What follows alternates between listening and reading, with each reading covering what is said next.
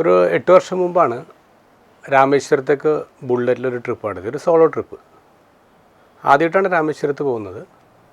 അപ്പോൾ പോകുമ്പോൾ തന്നെ ഒരു ആഗ്രഹമുള്ളത് അവിടുത്തെ ഭൂപ്രദേശം കാണുകയെന്ന് മാത്രമല്ല, അബ്ദുൽ കലാമിൻ്റെ വീട്ടിൽ പോകണമെന്നൊരാഗ്രഹമുണ്ട്. അങ്ങനെയാണ് കലാമിൻ്റെ വീട്ടിൽ പോകുന്നത്. ചെറിയ വഴികളാണ്, തിങ്ങി നിറഞ്ഞ വീടുകളാണ്. അവിടെ 3 നിലയുള്ളൊരു വീട്, ചെറിയ വീട്, പക്ഷേ 3 നിലകളാണ്. സ്ഥലമില്ലാത്തതുകൊണ്ട് ആൾക്കാരിങ്ങനെ മുകളിലോട്ടാണ് പണിയുന്നത്. അപ്പോൾ അങ്ങനെ ആ വീട്ടിൽ കയറി ഹൗസ് ഓഫ് കലാം എന്നൊക്കെ മുമ്പിൽ എഴുതി വെച്ചിട്ടുണ്ട്. കയറി ഞാൻ പെട്ടെന്ന് തന്നെ ഇറങ്ങി പോരേണ്ടി വന്നു. ഒരു ഇൻസ്പിറേഷനും ആരും ഡിപ്രഷനായിപ്പോയി. വേറൊന്നുമല്ല, അതിൻ്റെ അകത്ത് മുഴുവൻ കച്ചവടക്കാരാണ്, സൊവനിയർ ഷോപ്പുകളാണ്, ഒച്ചപ്പാടും ബഹളമൊക്കെ ആയിട്ട് ഒരു മാർക്കറ്റ്. സങ്കടമായിപ്പോയി. ഞാനിങ്ങനെ ചിന്തിച്ച്, ദേവാലയമായിട്ട് കരുതേണ്ട സ്ഥലങ്ങളിങ്ങനെ കച്ചവട സ്ഥലമാക്കി മാറ്റിയത് എന്തുകൊണ്ടെന്ന്. ദേവാലയമാക്കി മാറ്റേണ്ട അല്ലെങ്കിൽ അങ്ങനെ നോക്കേണ്ട സ്ഥലങ്ങൾ, അപ്പോൾ ശരിക്കും ദേവാലയം എങ്ങനെ ആയിരിക്കണം? ഈശോ ദേവാലയത്തിൽ നിന്ന് കച്ചവടക്കാരെ പുറത്താക്കിയത് നമ്മൾ വായിക്കുന്നുണ്ട്. ശരിക്കും ഈശോ പുറത്താക്കിയത് അവിടെ നടന്ന കടുത്ത ചൂഷണങ്ങളെയാണ്. സേവനമായിട്ട് തുടങ്ങിയ ചില കാര്യങ്ങൾ പിന്നീടത് ചൂഷണമായിട്ട് മാറുന്ന കാഴ്ചയുടെ ഒരു ക്ലാസിക്കൽ എക്സാമ്പിളാണ് ജെറുസലേം ദേവാലയത്തിൽ ക്രിസ്തുവിൻ്റെ സമയത്ത് നടന്നുകൊണ്ടിരുന്നത്. യഹൂദർക്ക് ഒറ്റ ദേവാലയമുള്ളൂ, ജെറുസലേം ദേവാലയം. ഇവർ ചിതറിക്കപ്പെട്ട ജനതയാണല്ലോ, പല പല രാജ്യങ്ങളായിട്ട് ഇവർ ചിതറിക്കപ്പെട്ട് കിടക്കുകയാണ്. അവരുടെ നിയമമാണ് വർഷത്തിലൊരിക്കൽ ദേവാലയത്തിൽ വന്നോ എന്നുള്ളത്. അങ്ങനെ പല പല രാജ്യങ്ങളിൽ നിന്ന് അവിടെ എത്തുന്ന ആൾക്കാർ അവരവരുടെ കറൻസി, അവരുടെ നാട്ടിലെ കറൻസിയും കൊണ്ട് വരുന്നത്. പക്ഷേ ടെമ്പിൾ ടാക്സ് കൊടുക്കുമ്പോൾ അത് ടെമ്പിളിൻ്റെ കറൻസിയിൽ കൊടുക്കണം.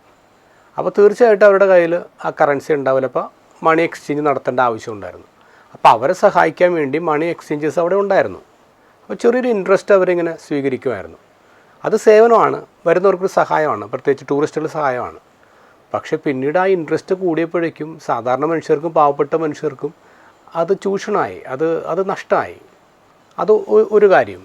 രണ്ടാമത്തേത്, ആടുകളെ സമർപ്പിക്കുമ്പോൾ അത് ഊനമറ്റ കുഞ്ഞാടായിരിക്കണം, കുറവില്ലാത്ത കുഞ്ഞാടായിരിക്കണം. അപ്പോൾ അതിന് സർട്ടിഫൈ ചെയ്യുന്ന പുരോഹിതന്മാരൊക്കെ ഉണ്ടായിരുന്നു. അപ്പോൾ കുറവില്ലാത്ത കുഞ്ഞാടിനെ, അപ്പോൾ ആൾക്കാർ വീട്ടിൽ നിന്ന് ബലിയർപ്പിക്കാൻ വേണ്ടി കുഞ്ഞാടിനെ കൊണ്ടുവരേണ്ട കാര്യമില്ല അവിടെ. അപ്പോൾ അവിടെ അവൈലബിൾ ആയിരുന്നു, അവിടെ ആടിനെ മേടിക്കാൻ പറ്റും പൈസ കൊടുത്താൽ. അപ്പോൾ അതും ആൾക്കാർക്ക് ഒരു സർവീസായിരുന്നു, ആൾക്കാർക്കൊരു സഹായമായിരുന്നു. പക്ഷേ ആ ആടിൻ്റെ വില പിന്നീട് കൂടാൻ തുടങ്ങി. കൂടുതൽ ഇരട്ടി വില അല്ലെങ്കിൽ 3 ഇരട്ടി വിലയൊക്കെ കൊടുക്കേണ്ട ഗതികേട് വന്നപ്പോഴേക്കും ആൾക്കാർ എന്ത് ചെയ്യും? വീട്ടിൽ നിന്ന് കൊണ്ടുവരണം. വീട്ടിൽ നിന്ന് കൊണ്ടുവരുമ്പോൾ സ്വാഭാവികമായിട്ട് ഇവിടുത്തെ കച്ചവടം കുറയുമല്ലോ. അപ്പോൾ ഒരു നിയമം വെച്ചു, ഈ ആടിന് കുറവില്ലെന്ന് അവിടെയുള്ള ആൾക്കാർ സർട്ടിഫൈ ചെയ്യണം. ദേവാലയത്തിലെ അധികാരികൾ സർട്ടിഫൈ ചെയ്താൽ മാത്രമാണ് ഈ ആടിന് ബലിയർപ്പിക്കാൻ പറ്റുള്ളൂ. അപ്പോൾ ഈ കച്ചവടക്കാരുമായിട്ടുള്ള ടൈപ്പ് കൊണ്ട് പുറത്തുനിന്ന് വരുന്ന ആടിന് സർട്ടിഫിക്കേഷൻ കിട്ടത്തില്ല. അപ്പോൾ ആൾക്കാർ അവിടെ നിന്ന് തന്നെ ആടിനെ മേടിക്കാൻ നിർബന്ധിക്കപ്പെട്ടു എന്നുള്ളതാണ്. ഇതാണ് ചൂഷണം നമ്പർ 2. ഇങ്ങനെ ചൂഷണം, പാവപ്പെട്ട മനുഷ്യരുടെ ചൂഷണം നടന്നിരുന്ന സ്ഥലത്തു നിന്നാണ് ഈ ചൂഷണത്തെയാണ് ഈശോ ഗെറ്റ് ഔട്ട് അടിക്കുന്നത്. ഇനി നമ്മൾ നമ്മളുടെ ദേവാലയത്തിൻ്റെ സിസ്റ്റത്തിലേക്ക് വരിക. ശരിക്കും നമ്മുടെ പള്ളികളിലും ചില പള്ളികളൊക്കെ ഇങ്ങനെ കച്ചവട സ്ഥലമായി മാറുന്നുണ്ട്, അല്ലെങ്കിൽ ചൂഷണത്തിന് ഇടങ്ങളായിട്ട് മാറുന്നുണ്ട്. 2 ആഴ്ച മുമ്പ് ഒരു വൈദികൻ, അദ്ദേഹം വളരെ സുപ്രസിദ്ധമായ, കേരളത്തിൽ വളരെ സുപ്രസിദ്ധമായ ഒരു തീർത്ഥാടന കേന്ദ്രത്തിൽ റെക്ടറായിട്ടിരുന്ന ആളാണ്. അപ്പോൾ അദ്ദേഹം പറയുന്നത്, അവിടെ പെരുന്നാൾ നടക്കുമ്പോഴേക്കും 2 മാസത്തെ പെരുന്നാളാണ്. അപ്പം മുഴുവൻ കച്ചവടക്കാരാണ്. ഈ കച്ചവടക്കാർക്ക് സ്ഥലം അലോട്ട് ചെയ്ത് കൊടുക്കും.